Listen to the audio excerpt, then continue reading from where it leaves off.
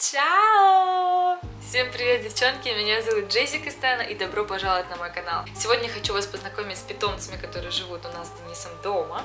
Почему именно такой выбор пал, какая у них история появления в нашей семье, в общем, обо всем по порядку. Начнем, наверное, с того, кто появился первый. Это наша крольчишка. Ее зовут Дора. Дороти, как записано в ее паспорте, но я ее называю Дорита. Я не знаю, как так повелось, один раз сказала и так закоренилась. Дора, на самом деле, это практически беспроблемный питомец, за исключением того, что все-таки мы пришли к тому, что содержать ее нужно в другой комнате. У нас единственное другое помещение в однокомнатной квартире — это кухня. По поводу, да, сразу логичный вопрос, на кухне, она же пахнет.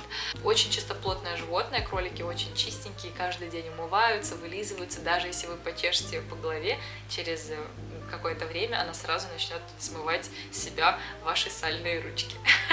Также по поводу запаха, почему мы храним ее на кухне, да, запах нам никак не мешает, потому что я убираюсь каждый день и раз в 2 дня чищу лоток, так что запах никак не мешает там трапезничать. А если кто-то переживает, нужно просто часто убирать. Наша кроличка живет в вольере, потому что я не представляю, как живут кролики в клетках, вот 50/60, это просто какой-то кошмар. Мы ее выпускаем. До появления собаки она постоянно гуляла у нас в квартире, сейчас постоянно гуляет собака. Но Дора тоже часто выходит на пробежки, очень радуется, в общем-то, и может даже пометить территорию. По поводу того, что она может метить территорию, она делает это крайне редко и обычно в каких-то углах, поэтому углы и всякие узкие проходы я пытаюсь закрывать чем-то, либо пакетами, либо подушками, чтобы она на время прогулок туда не забиралась и не устраивала мне сюрпризы. И как она вообще у нас появилась? Я очень хотела какое-то животное, потому что муж часто работает, и мне хочется кого-то посисюкать дома, а бывает некого. Вот, я подумала, что собака — это слишком большая ответственность. Да, тем не менее, у нас 2 животных дома, один из них собака. Но обо всем по порядку. Я подумала, что кролик — это не такая большая ответственность, ее, если что, хоп, под сумочку и пошел куда-нибудь с ней, хоть на дачу, хоть в Италию, хоть вообще куда хочешь. Вот, с собакой, мне кажется, в этом плане намного проблематичнее, потому что она большая, ее нужно переносить со всеми справками, прививками и вообще совсем. В общем-то, это более тяжелый процесс. А с кроликом мне казалось, что можно спокойно оставить у кого-то на передержку. Это маленькое животное, которое не требует особо много времени и внимания. Да, она очень ласковая, и ее нужно содержать вместе с другими крольчишками, но когда мы покупали у заводчицы Дориту, рядом с ней была только очень пассивная крольчиха, и мне казалось, что наша крольчиха, самая активная и любопытная, ее просто забьет. Так что мы не стали ее брать. Мы подумали, что возьмем для начала одну. И так и оставили. Характер у нашей крольчишки на самом деле просто предел мечтаний. Она очень тактильная, ласковая, нежная, понимающая. Как бы странно это ни звучало, она действительно разумное существо. Ее даже можно дрессировать, она кружится по твоему велению, да. Это просто этим нужно заниматься, как и с собаками. Плюсы кроликов в том, что это меньшая ответственность, но это тоже ответственность. Нужно убираться, это скорее минус. Из плюсов дальше это то, что она не гавкает, не рычит, особых шумов она не издает. Единственный минус, должна вас предупредить, почему мы перестали ее располагать в нашей комнате, почему она переехала на кухню. Она ночью может рыть. А так как мы ей сделали домик из дерева, роет она очень громко. То есть она когтями цепляет этот домик и невыносимо спать. Это бывает крайне редко, но когда она это делает на кухне, мы не замечаем, как часто она этим занимается. И нам хорошо, и ей хорошо, всем хорошо. Давайте теперь перейдем к более такой волшебной, романтичной истории появления нашей собаки, потому что она появилась действительно необычным способом. Мы ее не выбирали, мы ее, я бы даже сказала, не хотели, да, мы не хотели заводить собаку, потому что мы еще молодая семья, хотелось пожить для себя, а собака — это действительно как маленький ребенок, особенно наша. Мы с мужем однажды весной прошлой поехали на самокатах вдоль моста на свидание отмечать 2 года отношений. И что вы думаете? Я останавливаюсь, чтобы сфотографировать красивую локацию. Думаю, боже, как романтично, как красиво. И вдруг непонятно откуда выбегает наша рыжая бестия. Я сначала подумала, что это мальчишка. Так как у меня был телефон в руках, я сразу сделала фотографии, мне кажется, даже видео сняла. Это было очень мило. Я подумала, боже, какой контактный щенок. И вторая мысль после этой, что она тут делает. Потому что около дороги такому щенку просто противопоказано бегать, особенно как нашей неугомонной. Я не знаю, как она вообще выжила, потому что там было шоссе по 5 полос с каждой стороны, и, честно, я до сих пор, для меня это загадка. Вот, слава богу, что она попала к нам в руки. Конечно же, когда мы увидели, что она без ошейника, такая тактильная, я поняла, что она от кого-то сбежала, убежала, потому что она гиперактивная. И Денис ее увел подальше от холма, от дороги. Денис увел ее подальше от дороги, там был холм и парк. Вот они спустились по холму в парк, а на секундочку у нас самокаты, и их нужно было припарковать, этим должна была заняться я. Вот, я поехала искать ближайшие парковки, искала. В общем-то, какой-то кошмар был. Я-то свой припарковала, а Денисин-то еще стоит, и деньги капают. Мне просто обидно за то, что они так впустую, но мы делали благое дело, так что ничего страшного. Вот. Потом я побежала к Денису, на секундочку, господа, я на каблуках, в юбке с разрезом, наряженная, с белой, по-моему, рубашкой. Ну, собиралась на свидание, что уж тут поделать. Вот. И я бегу в этих каблуках в парк. Было лето, по-моему, или осень. Ну, в общем-то, теплое время года еще. И можно было так вот в каблучках без колготок походить. Я бежала к Шайле. И тогда-то мы не знали, как ее зовут, как ее вообще звать, призывать, да, чтобы она слышала, откликалась, как ее удержать у себя, потому что она была без ошейника, без поводка, без ничего, бегала, приставала к другим людям, к собакам, а так как мы были рядом, все думали, что это наша невоспитанная собака. И я ходила, извинялась, пока Денис относил свой самокат. В общем-то, это был кошмар. Она даже куда-то сбежала, ну и точнее не куда-то, она умчалась за человеком, который занимался спортом, у него была пробежка, и он бежал с собакой. У него собака опытная, дрессированная, умная, и она бегала рядом. А наша собачка уличная увязалась прямо за ним.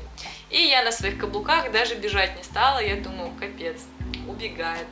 Я и расстроилась, и обрадовалась, думаю, ну, значит, пойдем на свидание дальше праздновать. Вот, ну, конечно, больше расстроилась, потому что, ну, мне очень жаль всегда собак, которые живут на улице, я чем могу, всегда стараюсь помочь. Вот, и тут подбегает Денис, и я такая, Деня, скорее, она убежала. Он бежит просто наутек за этим мужчиной, она убегает от него, бежит в болото, ложится туда. Какой-то кошмар. И Денис в белой, по-моему, рубашке, или в чем он там был, в синей рубашке. В общем-то, он в рубашке тоже довольно красиво выглядел. Мы же в ресторан все-таки собирались. Вот, он укутывает свою куртку, чтобы не так сильно испачкать одежду, собаку нашу грязную, всю в болотной жиже, в тине, в грязи. И мы пешком прошли километра 3, наверное. Я на каблуках, он с собакой в руках. Конечно, она начала там вырываться посреди дороги, гавкать, рычать, чтобы ее отпустили, чтобы она бегала. Но мы приняли решение, что мы ее забираем домой на передержку, пока не найдем хозяев. В тот же вечер мы во все паблики разместили объявление, что нашли такую-то, такую-то собаку, там-то бегала, вот, и через 2 часа, или даже еще быстрее, нам сообщили, ну, скинули фотографию в чат, и сообщили, что эта собака, оказывается, ну, скинули такую фотку, где женщина без определенного места жительства, я бы так сказала, вот, и так и оказалось на самом деле, видимо, она, не знаю, ну, мы считаем, что она сбежала Мы считаем, что она сбежала из неблагополучной семьи. Вот. И как только мы об этом узнали, что там алкоголики и наркоманы, мы подумали, что, видимо, стоит оставить ее себе. Вот. Я даже расплакалась в тот момент, потому что это очень серьезное решение, собака очень непростая, я это понимала еще тогда. Сейчас мы до сих пор в шоке, прошло больше полугода, как она у нас.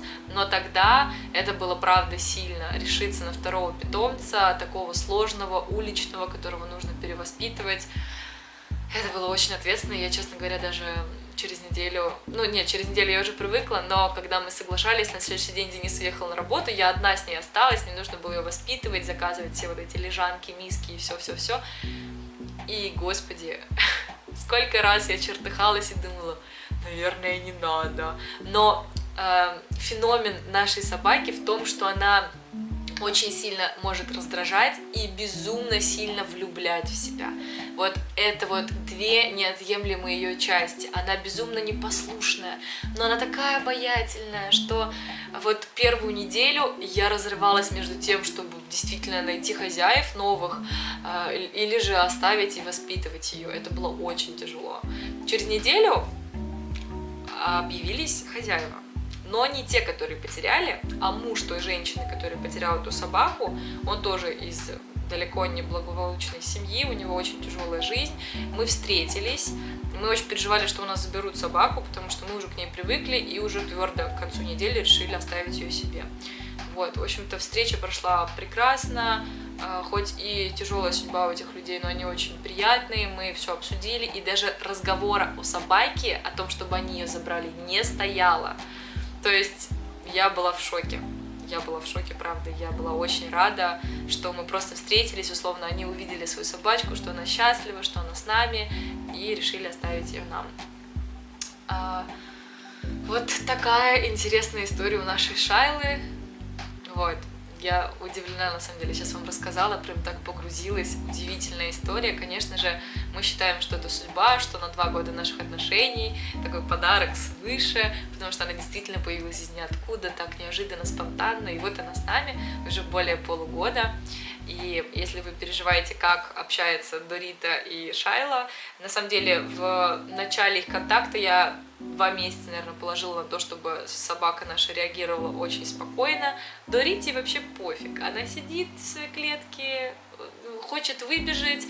В общем-то, ей вообще все равно. Единственное, сейчас, спустя полгода, она когда выбегала, и Шайла на нее... Шайла не агрессирует на Дориту, она пытается ее залезать.